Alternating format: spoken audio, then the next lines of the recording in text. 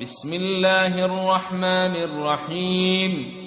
والتين والزيتون وطور سينين وهذا البلد الأمين لقد خلقنا الإنسان في أحسن تقويم ثم رددناه أسفل سافلين إلا الذين آمنوا وعملوا الصالحات فلهم أجر غير ممنون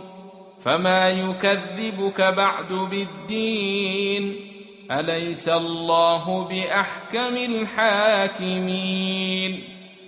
بسم الله الرحمن الرحيم ألم نشرح لك صدرك ووضعنا عنك وزرك الذي أنقض ظهرك ورفعنا لك ذكرك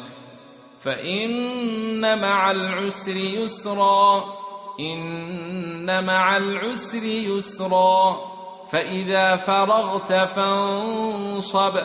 وإلى ربك فارغب.